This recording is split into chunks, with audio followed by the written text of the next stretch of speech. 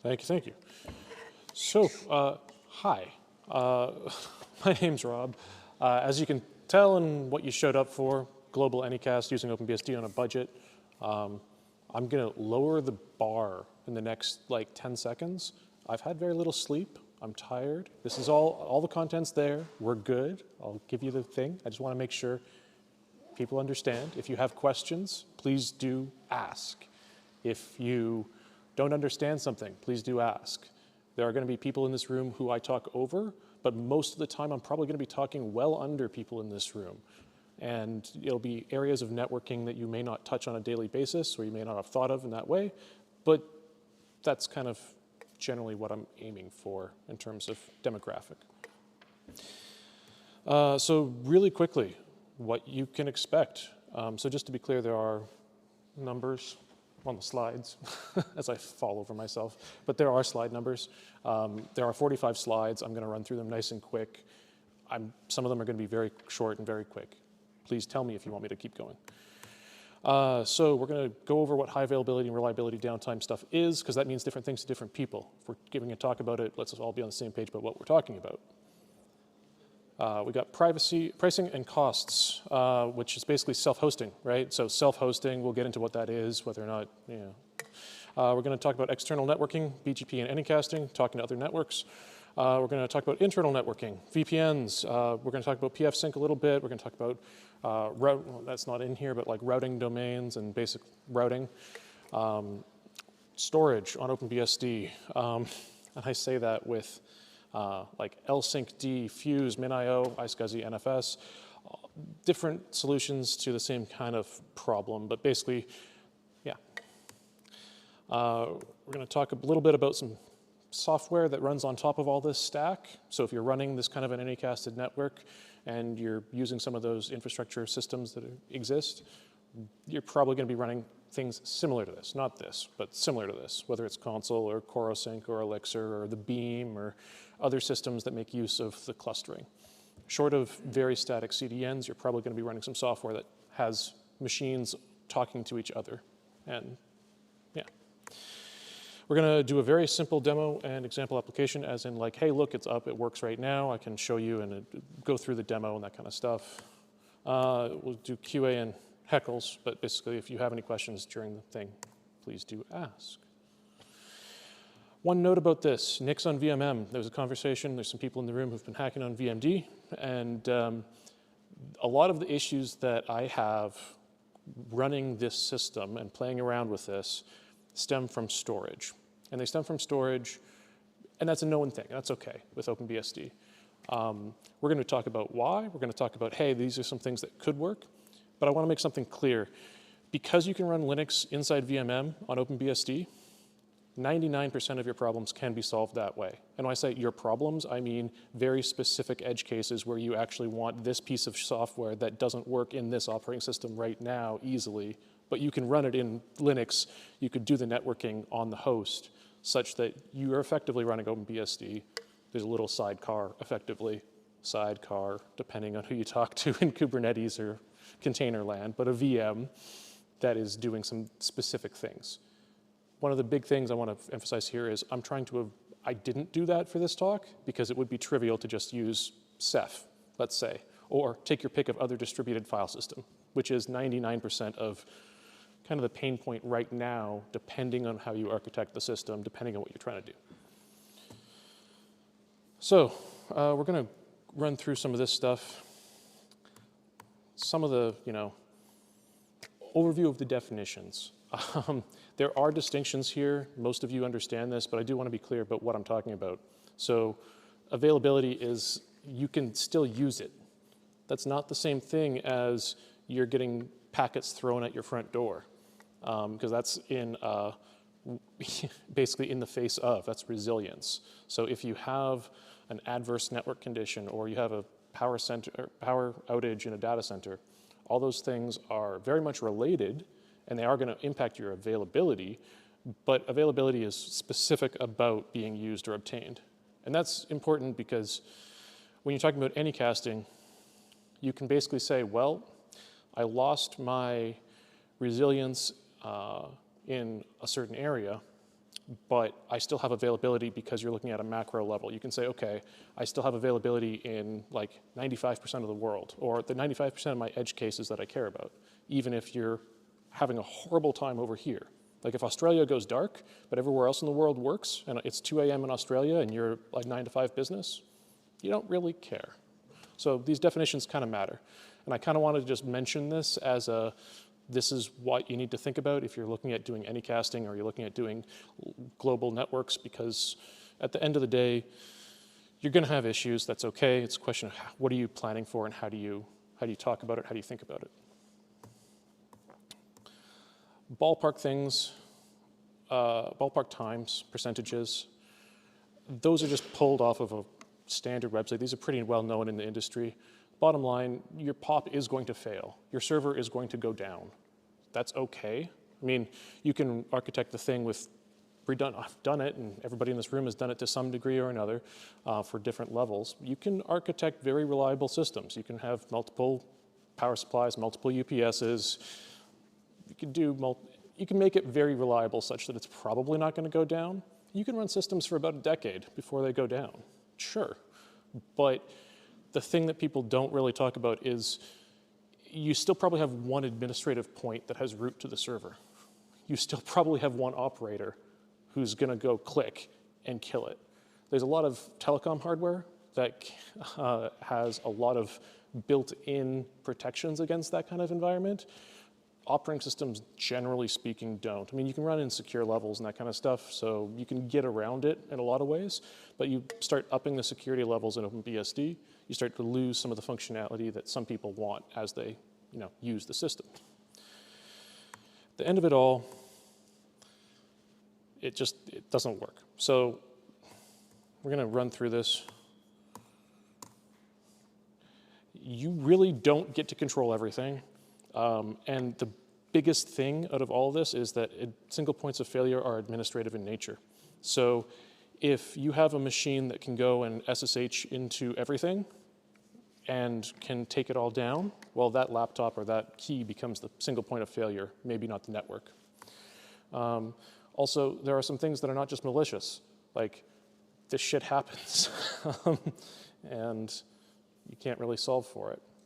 So an Anycast primer, just to make sure everybody's on the same page, because realistically, there's a wide range of audiences here.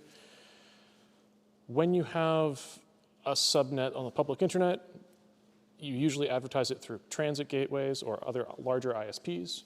If you go and talk to other people, you can advertise that in multiple locations. If you're advertising the same IP range in multiple locations and you're actually serving the same, you're serving the content out of those networks, then that's generally speaking referred to as anycasting. Generally speaking.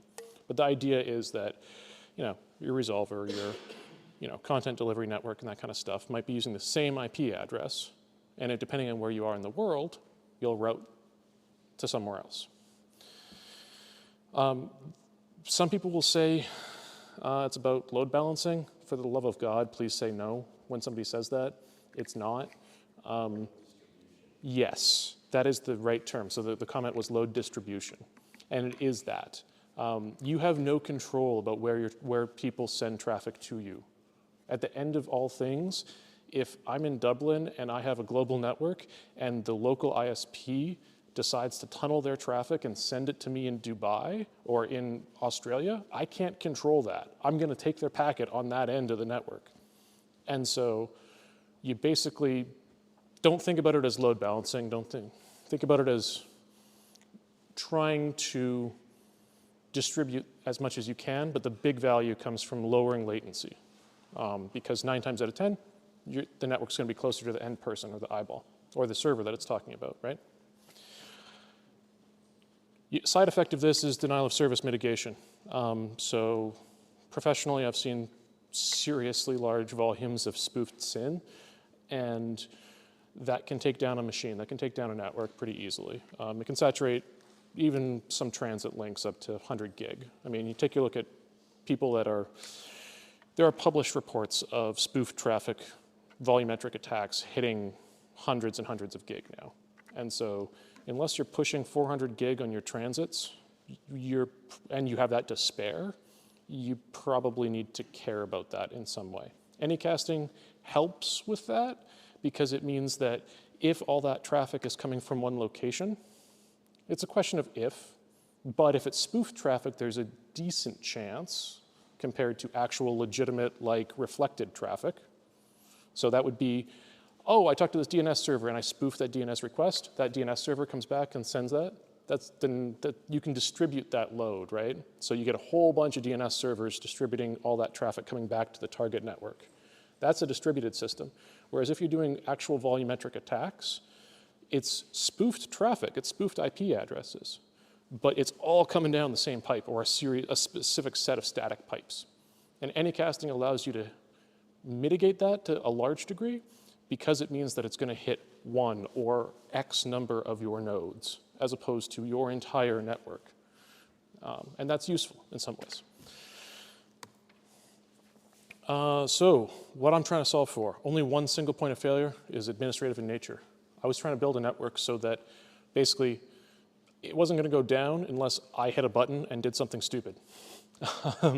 And then it becomes a policy question. It becomes an organizational problem. You start to talk about splitting keys. You start to talk about multi-party systems.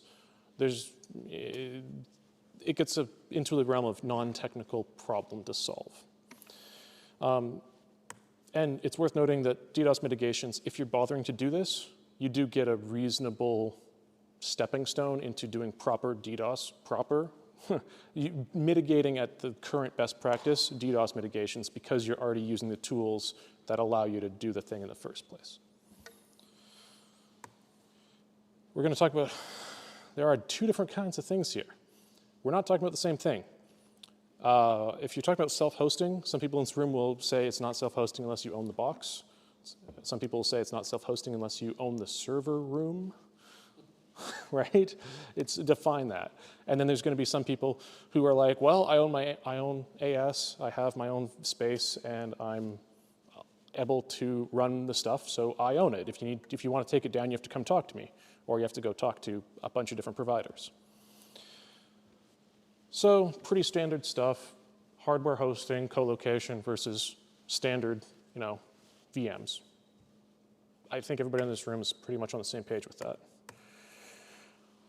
So there's a bunch of places. I'm not going to enumerate them all, but like co-location, fairly straightforward. Go find somewhere to put your hardware. There's a bunch of places all over the world. Depends on where you are. If you're looking for virtual stuff, the reason I got started in this at all came across bgp.services. It is a website.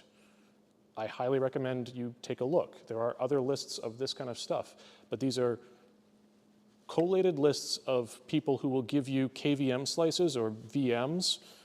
Misha's nice enough to basically work with me to be like, okay, can I do this, please, maybe? We'll find a way, maybe. But the point is, these are VM providers who are willing to say, okay, I will do BGP with you as well, and I will terminate on that VM. And that means you can spin them up all over the place. There's also a middle ground here. So data packet, CDN77 stuff, that's actually bare metal. It's bare metal as a service. You'll find some content delivery networks, either themselves or a partner organization actually run basically bare metal as a service next to IXs, and you can usually get into them that way.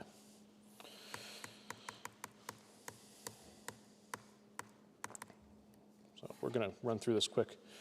10 slides, I got 30. Yeah, that's good. Okay. So, biggest thing out of all this, you're talking about two different things. I did want to mention direct connections. So, if you own the hardware and you place some hardware at a decent IX, there's a good chance a public cloud provider is going to allow you, for a price, to peer with them directly or over the IX fabric. They'll give you different routes, as in like, okay. As an example, one of the providers, this is Vultr in this case, but it doesn't really matter who, is willing to take $1,000 a month and give you a 100 gig direct connection. You can saturate that link all you want. They don't charge for inbound traffic. which means that they're providing you inbound transit at 100 gig. That may be really useful if you have an eyeball network. That may be really useful if you actually want to do a whole lot of scraping and take the fire hose and then do something with it, right? So I thought I'd mention that. From a pricing perspective, you've got some variables on both sides, but the biggest thing is renting compute and network resources. It's going to be very much dependent on what you use and where you go. It will be a monthly cost. You can roll it into your OpEx. And it's fairly cheap to get going. We'll get into pricing in the next slide or two, but like, it's affordable. The unaffordable part is the resources to be able to do the thing. That's the biggest cost right there. And that's if you want to buy it, right? And ballpark, this is not correct. This is accurate-ish at the time. It'll change, but this is all for v4 space too. It's worth noting you can do this all with v6 for much, much lower pricing. And you should. If you're interested in this, you should do it with v6. And again, this is, you know, star, star, star. These resources come with an added cost because you have a yearly annual cost associated with them. And that's basically, yeah, max. That's 18. Yeah. Yeah. Yeah. So yeah, what Max was saying was that for the RIPE region, it's going up to 1,800 euros per year to have an LIR organization. And that's very roughly speaking a /24 and an ASN and the ability to assign those resources. Although I was checking yesterday, if you want the /24, the waiting list is 1,000 members long, and the first member on the waiting list has been there for 528 days. Yeah. So there's no way. You're going to be buying the resource from somebody else and doing a transfer if you want this in the next 2 years, at least, in RIPE. Meanwhile, you go to Afrinic and you actually legitimately have business in Africa and you're hosting in Africa or you're using resources in Africa and providing internet services, probably not so much of a wait. And this is all for v4. For the love of God, please use v6. You can lease this stuff. So it's worth mentioning, you can, it's an affordable route if you're in the middle stage. So $100 a month, 100 euros a month on a month-to-month basis is going to be about times that by 2. But it means that you can do like a year out. Your operational's up there, but it's actually affordable to do this if you're interested in it. It's basically leasing out unused v4 space.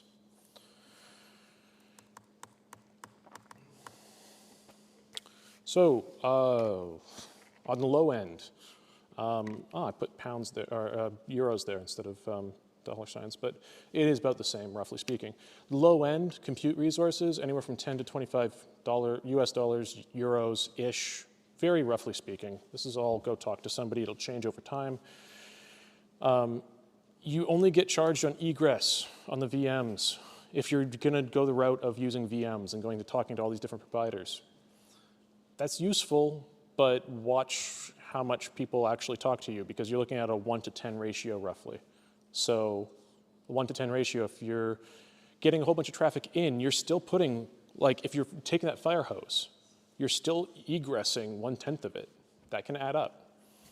On the very low end, $100 or 100 euros gets you a 1U server. It's not gonna be the most powerful, it's not gonna be the most power efficient, but it'll work. Colocation at the very low end, 75, 100, ballpark. It's gonna be more, but you can find that and have it work. It's gonna be about $200, 200 euros, depending on where you are. Again, very dependent, like about 50% dependent as far as that price point goes, depending on where you are and what deal you get. And then your local IX is gonna be roughly anywhere from 100 to, depending on your port, like 500. So we're gonna get into some OpenBSD stuff, thank God. That was a lot of background to give you talk about like what we're talking about with Anycasting and pricing as to why you might want to do this because it is affordable and possible. If you're not familiar, our domain, basically you have an interface. It belongs to an R domain. And that basically determines what, when a packet comes in the door on the interface, that determines what routing domain is in. You can have multiple routing domains.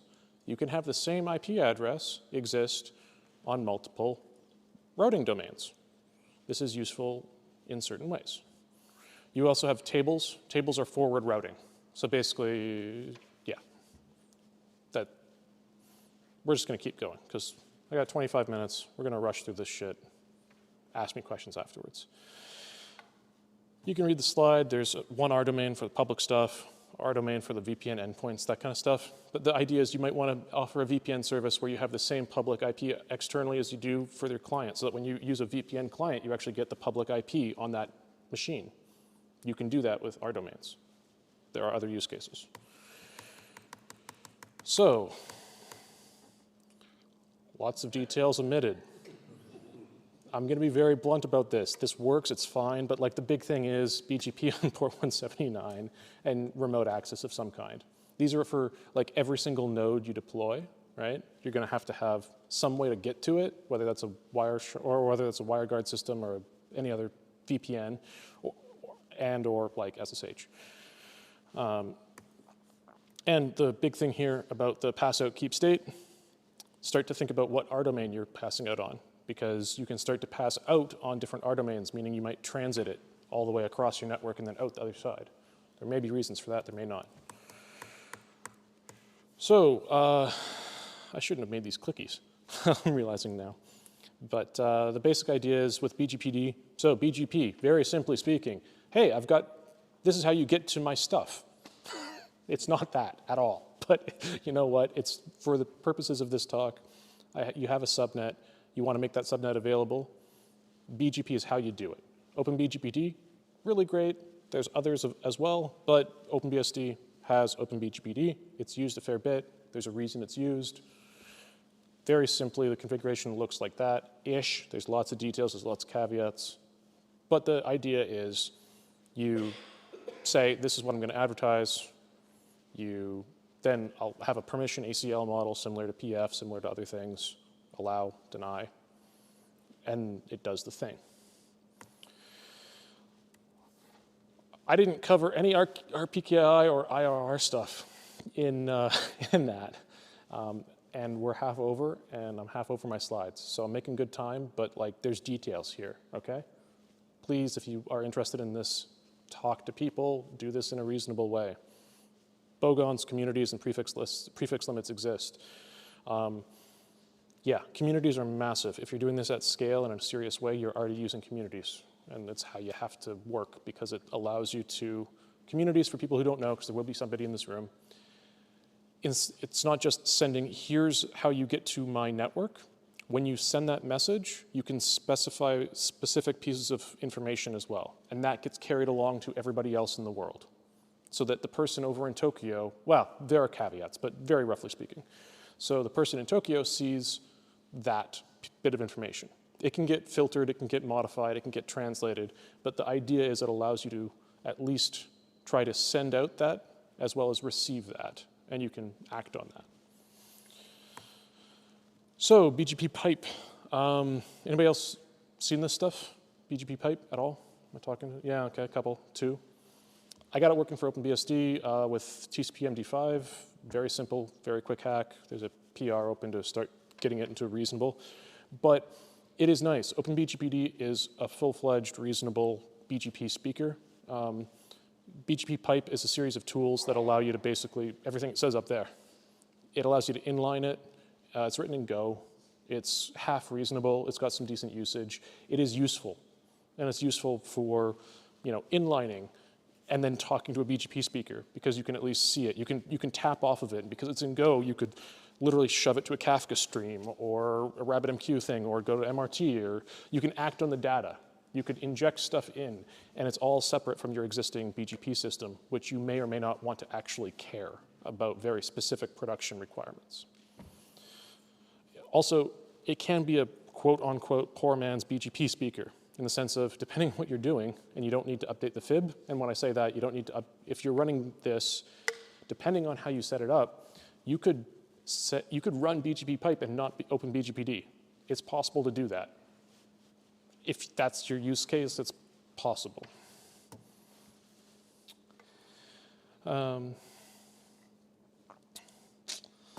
So I wanted to point this out because it's a big thing. If you get into doing this, or if you're doing this already, most of the time you can do this, and there's reasons to do it, especially when OpenBSD doesn't have the like you can only crank a single core decently fast. You're going to use like some offloading on the NIC, but you're still going to have an issue if you're pushing a couple hundred gig. You're going to load it up with a couple hundred, like 100 gig NIC cards, and you're still going to have an issue on the CPU side. This will allow you to get around that, but still be able to use OpenBSD. Also, that entire problem is exactly the same scale down. If you're not running like seriously high performance offloading, or you're not running decently speeded CPUs, you probably want to consider this if you're a commercial shop, if you're doing serious bandwidth and serious traffic. You also probably have one of these big commercial routers already.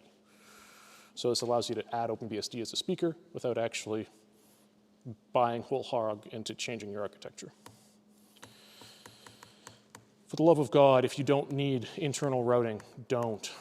I say that because 9 times out of, like, the issues involved are getting around that. So if you've got this network, you've got, say, a dozen nodes or 100 nodes or however many nodes across the globe.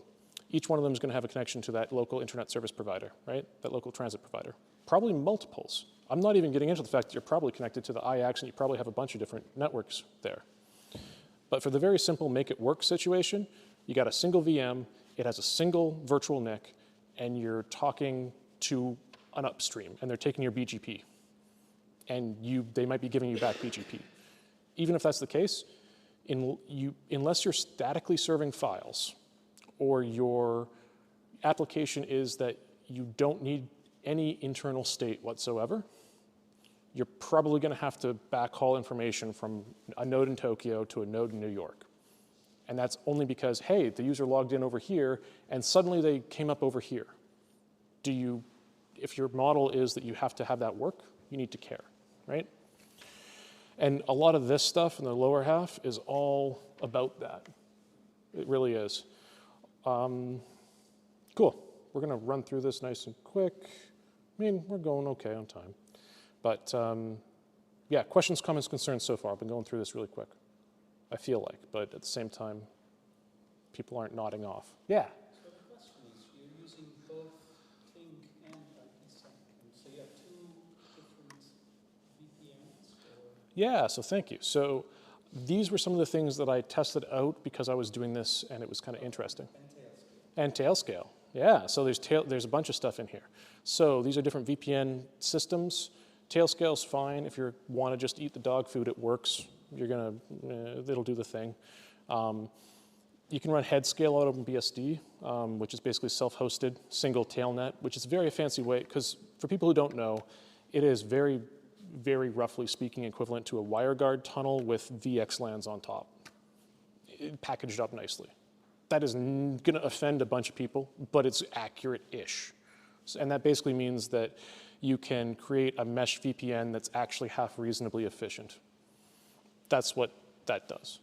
Headscale allows you to basically have a management administrative system where you go and say, these are my nodes, you add a node in that system, and that gets pushed down to all the different systems. They actually check in and say, do I need to get somebody new?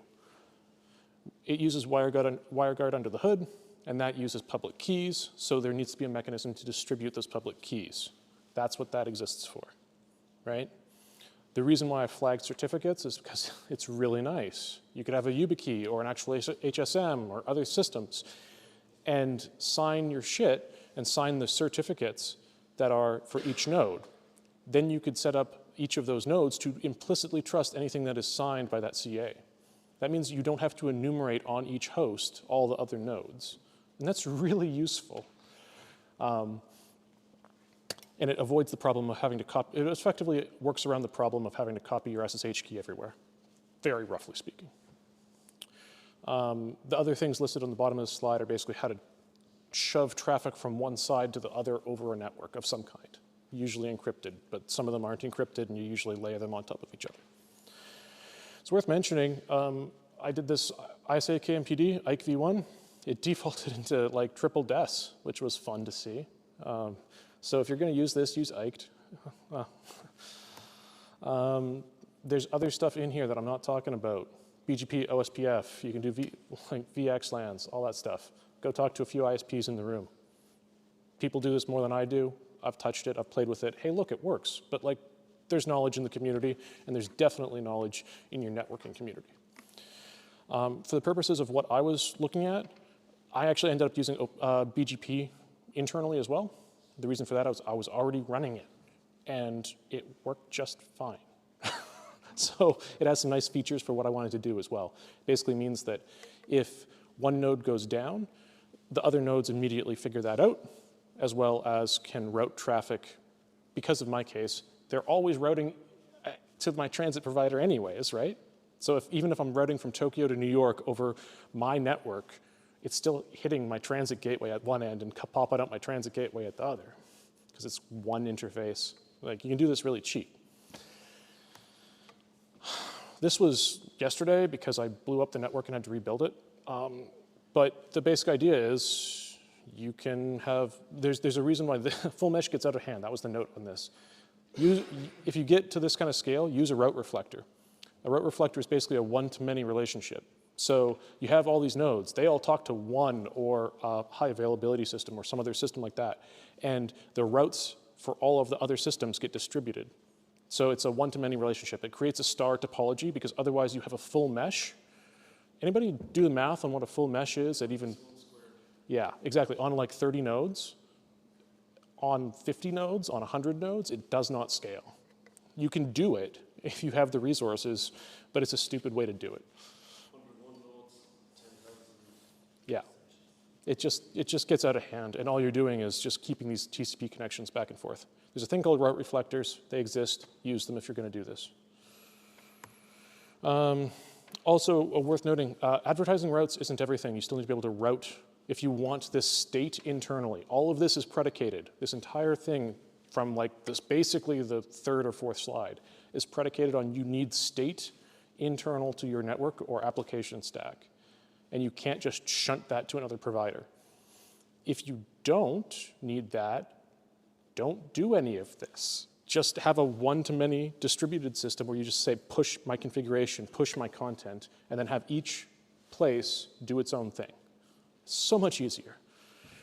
But I wanted to make the point here that even if you distribute the routes, that doesn't necessarily give you, depending on configuration, that doesn't give you transit. That just says, oh, you said that IP address is over there. Great. You still need to add in a bunch of configuration, whether that's a learning bridge, whether that's like spanning layer 2 and Ethernet IP, which I did because I could, or VXLAN, or take your pick, or any other network systems. pfsync, do you need it? I'm going to go over this again, but like every single time, if you don't have to do anything, don't do it. pfsync is great, but in this kind of environment, you could actually, and what I did just for shits and giggles, was I used pfsync on the forward egress of all these nodes, right? That's a state table that's distributed across the globe. It worked. I'm not saying you should do it. You shouldn't. And that allows you to do, for example, I could have a VPN behind the scenes and actually have it, NAT. I could have a gate, and it would do the thing. It would NAT. I could have an open connection, and I could literally go thunk, that machine goes off, and nothing changes. That was useful and kind of neat. Unless you're running a massive VPN with weird requirements, you probably don't need that. One thing that is reasonable to do, reasonable being relative, is basically change it to a stateless firewall in the front end so that you're firewalling on whatever you're talking to on the other end. So that all the traffic, it means that you're transiting the traffic. So like architecturally speaking, you would end up with traffic passing into your network and then being routed to wherever it was going, like say my laptop if I was a VPN network of some kind, and then it wouldn't be on my laptop, it would be on the connection just before my laptop, as opposed to on the other side, on the egress side. It means it's a little simpler because your laptop is probably only talking to one or two places instead of everything. So we're going to get into storage, which I mentioned was the hardest part of this whole endeavor. Lsyncd. uses iNotify under the hood in OpenBSD. It batches, basically you change the file system, you have a glob or other file system selectors, batches them up to a reasonable thing, and then fires off an event. You can then hook on that event. So you want to use let's encrypt certs on this system. Well, okay, you do it on one side, like say in Tokyo, but then the request to verify that you actually control that domain comes up incoming in, say, New York. You need to be able to serve the file that was the challenge in New York, or at least transit that data, right? Or at least transit that request. lsyncd is pretty useful for that. It's designed specifically to handle this kind of case, low amounts of files. Doesn't scale well. It also doesn't do the full mesh. It doesn't do like high availability in that way, but it does work. Fuse. At some point, I will upgrade my C chops to help contribute to this in OpenBSD. This is the one pain point that I would love to see changed. The reason for it is the version of Fuse that exists in OpenBSD does SSHFS and a few others as far as Fuse goes, and it's amazing, and it works great, and I didn't write it, so I'm not complaining. The thing that I automatically reached for was a Fuse file system to back this onto S3 object storage. The reason being is there's a half dozen different vendors, there's a half dozen different systems out there that'll do that. And for this kind of an application where you want a highly available guaranteed system, you can use erasure coding on like that system, and it works. I looked into some really crazy stuff, like writing a Fuse pass-through file system and then just using raft under the hood. It works, it's fine, it's just kind of crazy. MinIO, S3 compatible, all that stuff, great. I'm gonna skip through this stuff because we've got 8 minutes. I'm gonna roll through this nice and quick. I wanna get time for questions if people have it. So, MinIO is annoying. It has licensing issues. It also requires you to number them. So like, as an example, there's the zone, part of a config file to allow you to do the startup MinIO, because if you don't number them, it refuses to start. iSCSI, block level storage, remote. It basically is what amounts to talk to your disk over TCP. You can then pipe that over an IPsec tunnel or other things like that. Works really well. Highly recommend going and checking out that link. It ends up, this is what you can run into so the idea is you run, I'm just gonna skip ahead. See the performance. It can be pretty brutal depending on what you're doing. So that was writing 1 meg of data and it took 50 seconds. Depends on what you're doing there. Depends on how you're doing it. But the basic idea is with iSCSI, you want to create, you've got, say, a bunch of nodes. Each one of them runs iSCSI. That gives you a block like a block device on each node. You can then use software RAID on top of that to do a distributed system. And it works. I did it. I did RAID 5 over the Atlantic. It's fine. It's fine. Until it broke. And it didn't break on the RAID 5, by the way. It broke based on the file system, because you ended up having a situation where you have to have a single write onto the file system, because the file system itself. So you've got a guaranteed RAID 5 block storage. That works really well, and that's fine. The issue becomes your file system. You end up having two operating systems that have read-write on a file system pointing to the same file system, same block, and that causes problems. I got around that by using NFS and CARP. Yes, I see people shaking their heads. I agree. This is why I mentioned Fuse. This is why I'm giving the talk. I did this. It works. I don't want to be the person doing this. I just kind of did it because I could, and it was fun. But it is worth mentioning that you can do this with OpenBSD. You end up with this you talk to NFS, which then has high availability because of CARP, which has a single write path into a software RAID device, which then uses iSCSI targets on that to distribute it. But you end up with a single HA file system using OpenBSD only. And it works. So, yeah, there's some, CARP exists. You can set it up however, I'm just gonna keep going because we got time. We did a bunch of that stuff. Getting into corosync. There are going to be some mathematicians that are either watching this or in the room. It creates basically It creates mathematical objects that allow you to have a state machine. It guarantees virtual synchronicity. So you can create a state machine and write a program, and that can be distributed. It's how it comes out of DRBD. It also, I've seen some things online where it like got used in like air traffic control, that kind of stuff, where it's like this needs to work. You get some guarantees that way. These days, you're probably not using it. I played around with it a little bit. I wanted to make, yeah, exactly. So it's used in Proxmox. It's used in Asterix as well.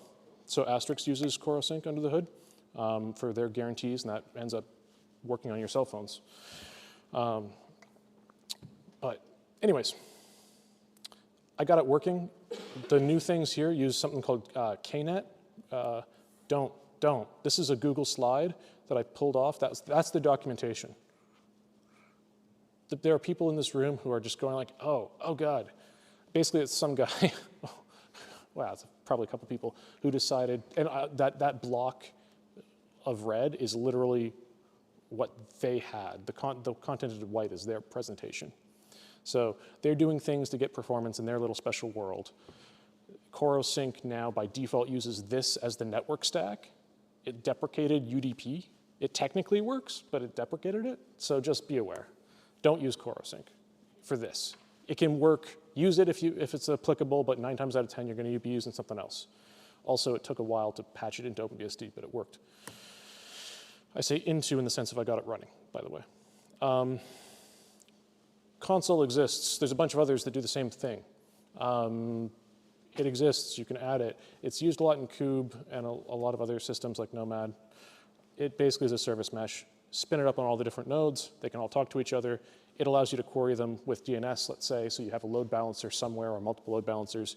There's a bunch of other things. It can route traffic, all this other shit. Doesn't really matter. Consul, Elixir. There are going to be people in this room who know a lot more about Elixir and the Beam than I do. Beam's pretty great. Ran it in prod for a while. Worked on it professionally. It comes out of telecom. The notion is that things should be allowed to fail, and when they fail, you should handle them. And that's really important, and it lends itself very well to an Anycasted network where you've got a bunch of distributed systems. So I thought I'd mention that. All right, so we're going to do, there's the, So curl, I've got this Anycasted network. So let's just close off these things. So if I'm currently using a commercial VPN provider, fine, easy enough, right? I get this address if I go to that. So I'm querying an Anycasted address. If I log into that server, each one of these servers is set up with a single static HTML page which says this is my IP address, just for easy. I can log into this system.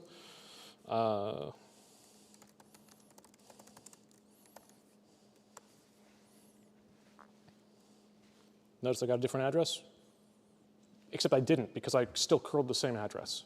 That's where the value comes in.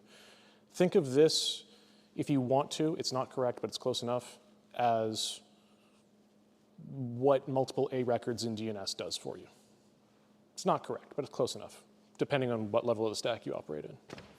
So I just hit a different node. That was the networking that did it for me instead of anything else.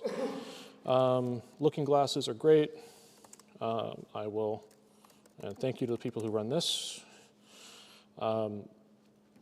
Basically, multiple looking glasses all merged together gives you a nice thing. But you can see that my network right now is over here. And there are 3 places, 3 different providers. It's worth mentioning that one of these providers, like Vulture, which I mean is just one of X number, has like 4 or 5 different machines on it that are all advertising. But as far as the networks are concerned, it's still one because it's still one provider. So this spans multiple different providers. The goal is do this. If the entire AWS system goes down and I'm using it, it doesn't matter. If the entire, if Amsterdam gets nuked, God forbid, it still works. And more to the point, you can separate this out administratively So it's not just one provider, because that's 9 times out of 10 what's going to happen. It's not going to be a nuke taken out in New York. It's going to be somebody at AWS pushing a config change and it managing to get through. This solves that problem because you actually are HA'd across multiple providers seamlessly. And yeah, that was, oh yeah, and there's lots of GPT shit on the thing. And that's it. All right, I'm done. I'm out of time.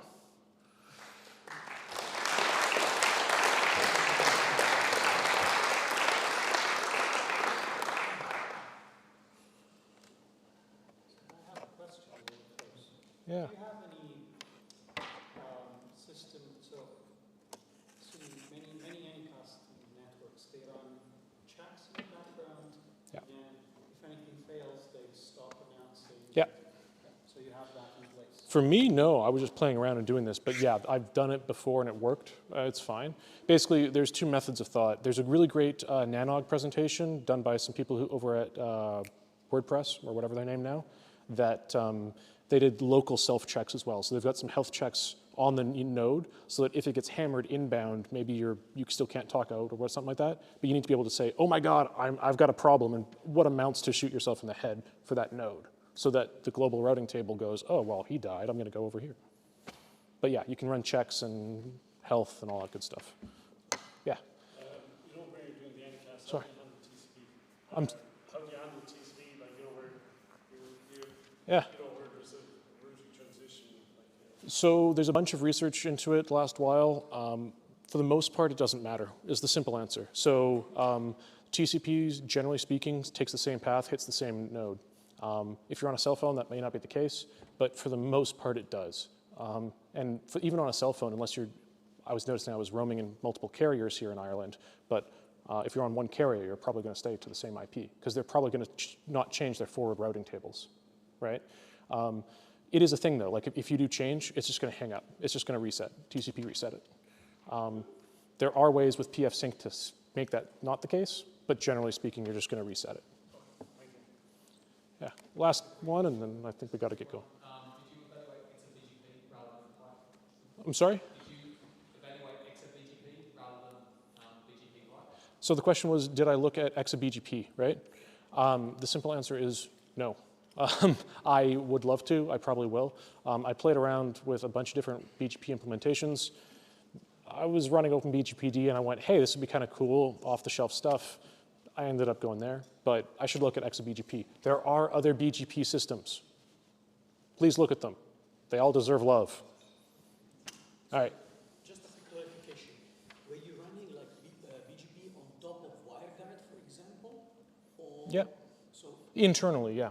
okay, so you had like two WireGuard, for example, two WireGuard endpoints, BGP sessions, right? Yeah. With them, and then you were redistributing also like other dynamic routing protocols, like for example OSPF. I wasn't. I didn't have a need for it. But the basic idea is BGP is external. I also used it internally over VPN connections. Okay. But So you had IBGP on your side? yeah. I had IBGP on my side. Never tried to redistribute like a dynamic routing protocol? No, I did a learning bridging layer 2, because I could, mainly just to annoy my network friends. But anyways, that's a lot of talking. Please come talk to me afterwards. We're done. appreciation from the organizers. Thanks. Appreciate it. I'm going to give you